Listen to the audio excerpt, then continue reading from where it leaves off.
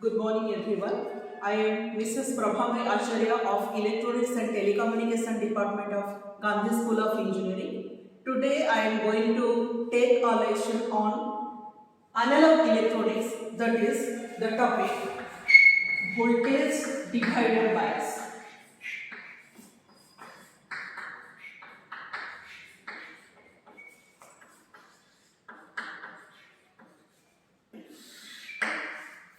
So first of all, we need to explain each and every term. What is biasing? We know that a transistor is a semiconductor device. It is made up of normally germanium or silicon. अगर वो germanium से manufacture हुआ है तो इसका cut off voltage कितना होगा 0.3 volt. अगर सिलिकॉन से वो मैन्युफैक्चर हुआ है तो इसका कट ऑफ वोल्टेज रहेगा 0.7 वोल्टेज। तो ये सेमीकंडक्टर डिवाइस होता है। नॉर्मली जब हम चीजें को इस्तेमाल करते हैं तो वाकई टाइम के हिसाब से इसका खुद घटोती आ जाता है। वैसे हमारे ट्रांजिस्टर में भी इरोजन शुरू होता है। क्या होता है, अगर एक्सेस करंट फ्लो होता है तो एक टर्म है थर्मल रनिंग। इसमें क्या होता है ना, अगर ज्यादा करंट फ्लो होता है तो एक सेमीकंडक्टर डिवाइस है वो जब नॉर्मली हीटिंग हो जाता है और हीटिंग के वजह से ऐसे भी चांसेस है कि डिवाइस डैमेज हो सकता है, जिसको बोलते हैं कि थर्मल रनअवे। लेकिन हमारा मतलब क्या है कि ट्रांजिस्टर को सेफ रखना है, साथ साथ हमें ऑप्टिमम आउटकम एफिशिएंटली पाना है। सो ऑप्टिमम आउटकम हमें कैसे मिलता है ना, हम जब आउटपुट का मैग्नीट्यूड को हमें इंक्रीज करना है without any distortion, that is called as faithful amplification which is known as biasing. So faithful amplification क्या होता है? What is faithful amplification? No, the process of increasing the magnitude of the output signal of a transistor without any distortion, that is called as faithful amplification or biasing। और ये biasing का एक method आज हम देखेंगे, that is the voltage divider bias। So let me start the circuit diagram first. So this is the circuit diagram. First of all, everyone knows that the input, that is always the power supply, that is VCC। तो next एक resistor यहाँ लगता है, ये दूसरा वाला resistor, अभी ये एक रेजिस्टर होगा। अभी इसके साथ हम यहाँ पे एक ट्रांजिस्टर लगाएंगे। तो कौन सा वाला ट्रांजिस्टर? हमने एनपीएन ट्रांजिस्टर यूज करते हैं। तो ये जो है ये एनपीएन का ट्रांजिस्टर है, इसमें भी एक रेजिस्टेंस लगता है। और फाइनली जैसे ही यहाँ पे पावर सप्लाई दिया हुआ है, इसके साथ साथ पावर सप्लाई देने के बाद करंट कैसे फ्लो होगा, जब इसको एक ग्राउंड कनेक्शन मिलेगा तो ये होगा है हमारा ग्राउंड करंट। सो ये है VCC, ये है पहला register, first resistor, that is R1। ये है हमारा सेकंड रजिस्टर। जैसे ही हमने बोले हैं कि हमने एनपीएन ट्रांजिस्टर यूज किए हैं, सो एनपीएन का ट्रांजिस्टर ये हमारा एरो सिग्नल से पता चलता है कि ये टर्मिनल है हमारा एमिटर, ये मिडिल वाला टर्मिनल है हमारा बेस, और ये जो बच गया ये वाला टर्मिनल है हमारा कलेक्टर। अभी क्या हुआ है, ये जो कलेक्टर टर्मिनल के साथ जो रजिस्टर कनेक्ट है इसको क्या बोलते हैं? Collector register. और symbolically it is notified as R subscript C। वैसे ही हमारा ये है एमिटर टर्मिनल। जो कैसे पता चलता है ये एमिटर टर्मिनल है ना, ये एरो मार्क दिया हुआ है और ये एरो मार्क से हम पता चलता है कि एमिटर टर्मिनल है। और एमिटर के साथ जो रजिस्टर कनेक्टेड है इस रजिस्टर को बोलते हैं हम एमिटर रजिस्टर और R सबस्क्रिप्ट E। अभी क्या होगा ना, अभी हमारा टर्मिनल जो है बेस टर्मिनल, ये किसी को कनेक्ट नहीं है, हमें कनेक्ट करना पड़ता है। कैसे करेंगे ना, ये जो बेस टर्मिनल है इसको हम कनेक्ट करेंगे R1 और R2 दोनों को। तो अभी हमारा क्या हुआ, ये जो R1 है R2 है, ये हम दोनों हमारा हो गए इनपुट रजिस्टर। क्या हुआ ना, R1 R2 ये दोनों है हमारे इनपुट रजिस्टर्स।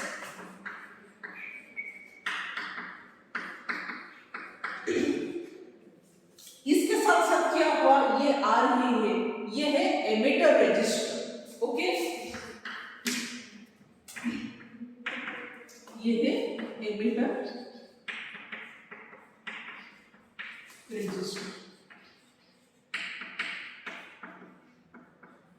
और ये जो हमारा आरसी है, आरसी ये है हमारा कलेक्टर रजिस्टर।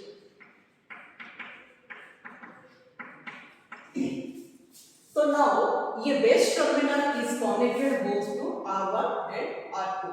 तो जब पावर सप्लाई कनेक्ट हो चुका है, कंप्लीट सर्किट कंप्लीट हो गए ग्राउंड कनेक्शन के साथ, तो फिर क्या होगा, करंट फ्लो होगा।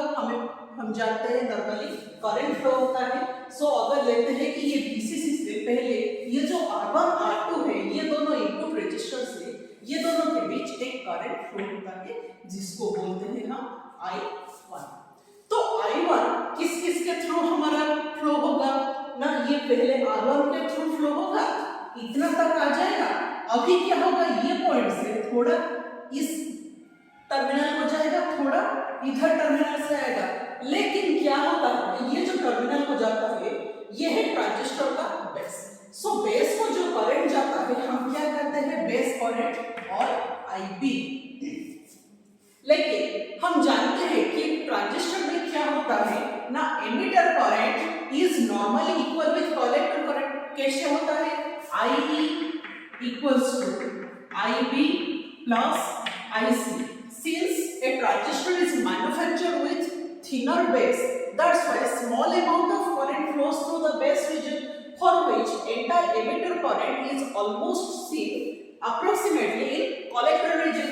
That's why IE is normally equal with IC। ये हम जानते हैं। तो IB हमारा क्या होता है ना, नेगलेक्ट हो जाता है। तो IB अगर नेगलेक्ट हो जाता है तो क्या बोलते हैं कि एंटायर ऑलमोस्ट I1 R1 के साथ साथ R2 में भी फ्लो हो जाता है। अब हमें क्या करना पड़ेगा, ये जो I1 हम लाए हैं, कितना अमाउंट का I1, कितना अमाउंट का ये इनपुट करंट इस सर्किट में फ्लो होता है, ये हमें देखना पड़ेगा। Okay, so now apply KVL।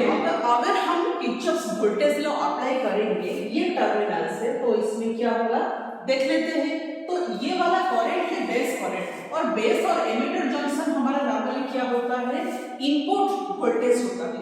तो ट्रांजिस्टर को इनपुट वोल्टेज क्या है हमारा, VBE। सो ये वोल्टेज है हमारा VBE, base emitter voltage. So now applying KVL, applying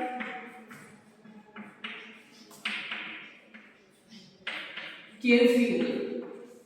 ये टर्मिनल से हम पहले इनपुट वाला टर्मिनल से हम KVL अप्लाई करेंगे। तो पहला टर्मिनल क्या है, प्लस VCC। अभी क्या होगा, VCC से यहाँ पे क्या होता है, I1 फ्लो होता है, ये है R1 रेजिस्टेंस। तो इसमें क्या होगा, थोड़ा ड्रॉप होगा। तो ये ड्रॉप हमारा क्या होगा, माइनस I1 R1। अभी क्या होगा, since it is negligible then we will go directly through this resistance. So drop across this resistance is same as I1 R2. Now that is I1 R1 I2 R2 that equal to हमारा 0। That implies अभी क्या होगा, VCC minus ये I1 common है, I1 current दोनों R1 और R2 के बीचों बीच फ्लो होता है। तो क्या होगा, I1 हमारा कॉमन बाहर निकल गया। तो क्या हुआ, R1 plus R2 that equal to 0।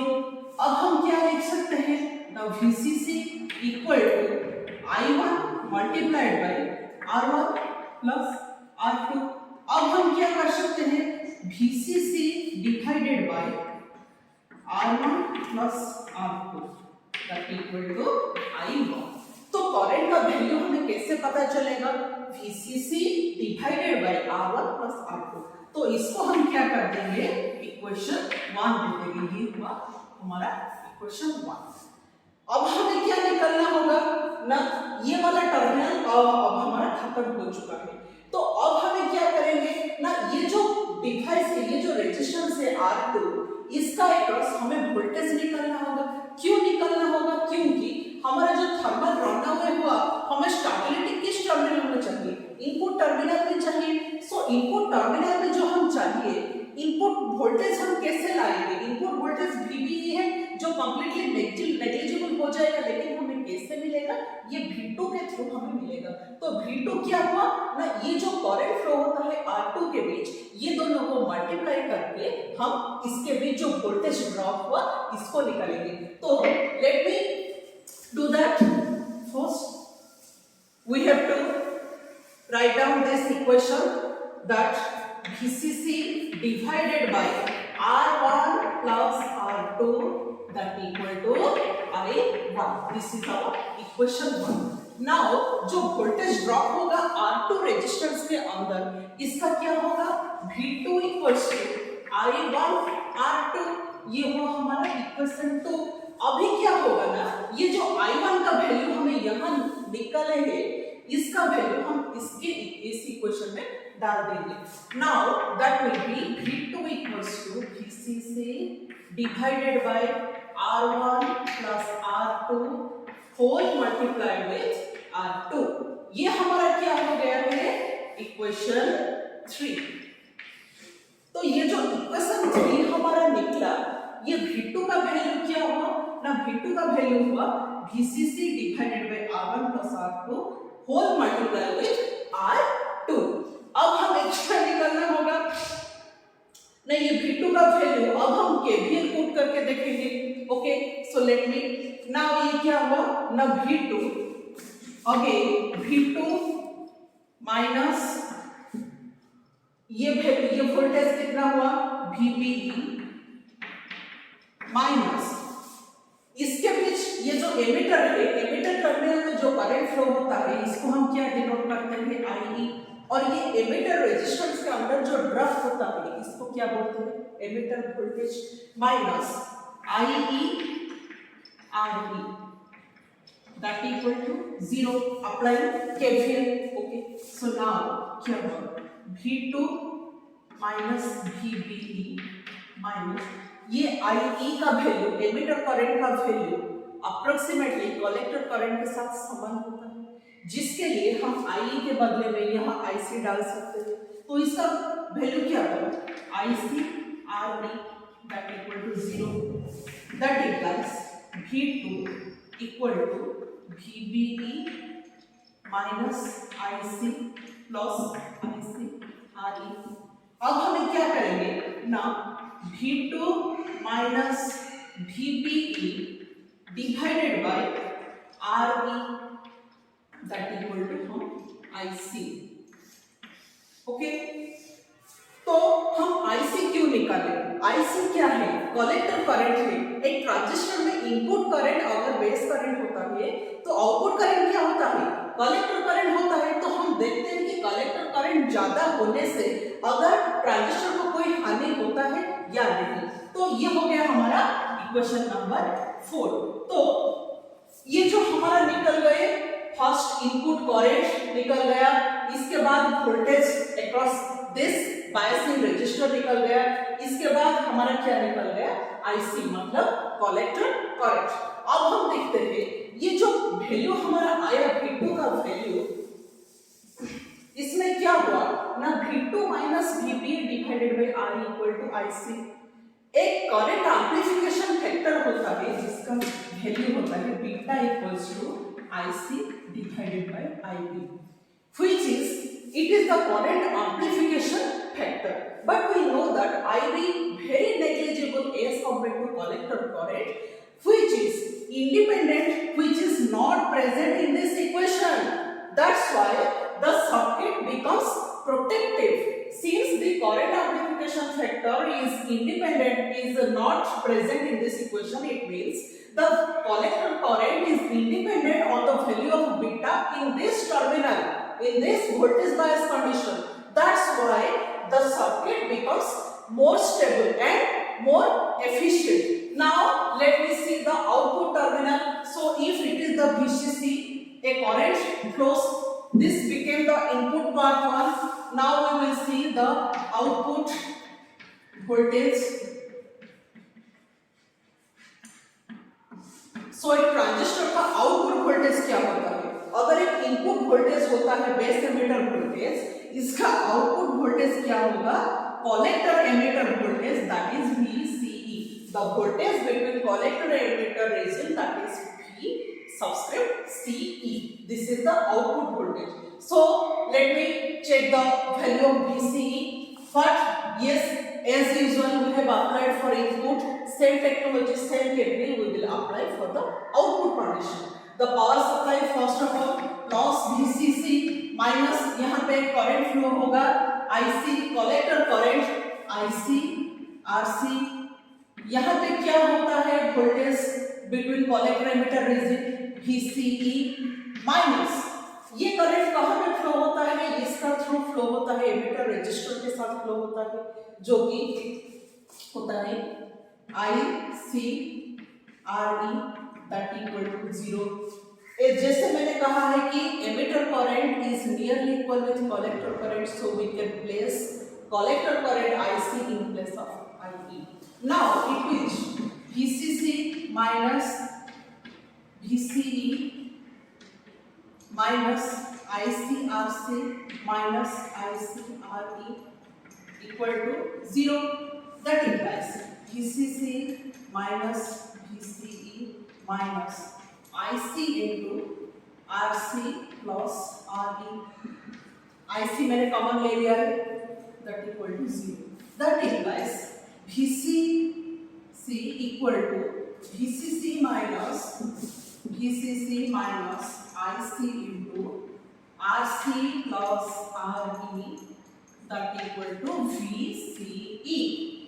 This is the final equation or equation number 5. So equation number 4 में हमें क्या मिला है आउटपुट करंट. इक्वेशन नंबर 5 में हमें क्या मिला है आउटपुट वोल्टेज. तो ये दोनों में आप लोग देखिए जो हमारा वैल्यू है बीटा, ये जो बीटा है करंट एम्प्लीफिकेशन फैक्टर, ये बीटा कोई इक्वेशन में प्रेजेंट है नहीं है. इसका मतलब क्या हुआ ना in voltage divider bias condition the value of input output current and output voltage both are independent on this value of beta. It means whatever the collector current, if the collector current increases here, if the collector current increases, normally that is the output current and that can cause the thermal runaway. So how the thermal runaway is protected in this condition? Now if we increase the value of IC also, since the value of V2, since the biasing voltage is independent of beta and IC, so there is no change in that condition, for which the circuit becomes stable, and this is the most efficient, most unique way of biasing that is used in what? That's why voltage divider bias method is the best method of biasing in which the circuit reaches at optimum stability. Thank you.